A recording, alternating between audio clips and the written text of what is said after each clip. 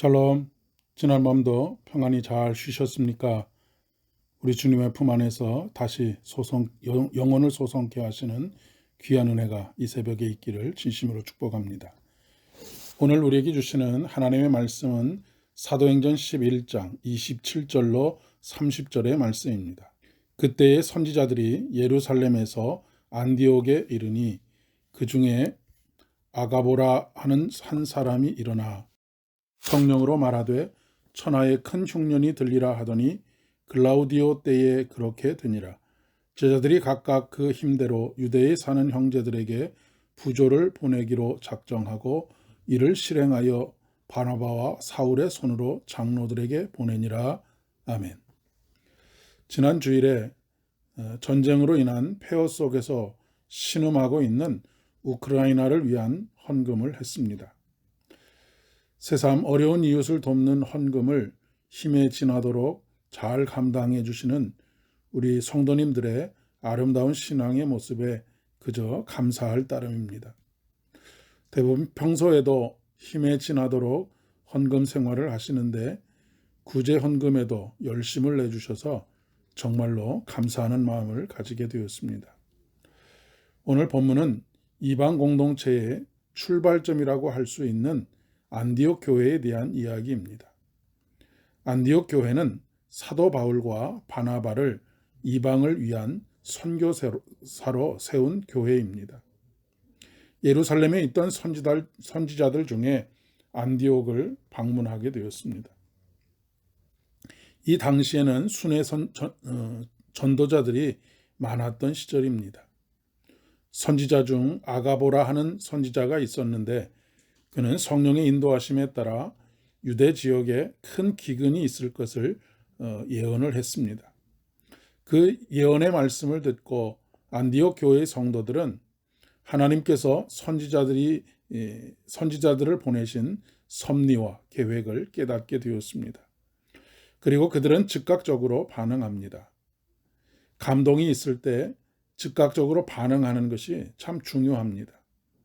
나중으로 미루어 두면 마음이 식어지고 결국 깨달은 바를 실천하지 못하게 될 때가 많이 있기 때문에 그렇습니다.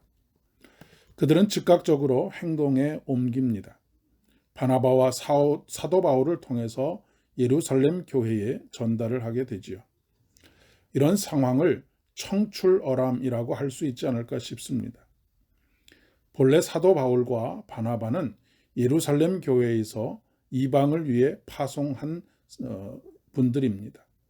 그런데 안디옥 교회가 도리어 거꾸로 예루살렘을 돕게 되었기 때문입니다. 사도 바울과 바나바 또한 마음이 얼마나 뿌듯했을까 싶습니다. 사실 안디옥 교회의 상황도 넉넉한 상황이 아니었습니다. 그럼에도 불구하고 각 그 힘대로 헌금을 했습니다. 그들은 말로만 도와주겠다고 하지 않았습니다. 도움이 필요하겠구나라고 생각만 하지 않았습니다. 우리는 보통 도움이 필요한 이들의 상황에 대한 이야기를 들으면 기도하겠습니다라고 하는 말로 책임을 다한 것처럼 행동할 때가 많습니다. 안디옥 교회가 예루살렘 교회를 위해서 헌금한 것을 연보라고 합니다. 본래의 뜻은 내어놓아 남을 돕는다라고 하는 뜻을 가지고 있습니다.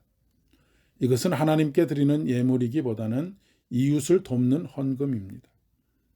헬라어 단어 자체가 다르지요. 하나님께 드리는 예물을 고르반이라고 하는 단어를 사용하는 데 반해 내어놓아 남을 돕는 구제의 헌금을 로기아라고 하는 단어를 사용합니다. 우리나라의 초기 교회들도 이런 아름다운 전통을 가지고 있었습니다. 이것은 교회의 중요한 기능인 코이노니아, 즉 친교와 협력입니다. 한 형제, 한 자매로 인식하고 그 공동체를 마음 아파하고 돕는 것입니다. 성경은 두 가지 11조를 말하고 있습니다. 첫째는 성전과 레위 지파의 생활을 위한 11조입니다. 두 번째는 구제의 11조입니다. 고아와 객, 과부 등을 돕기 위한 11조입니다.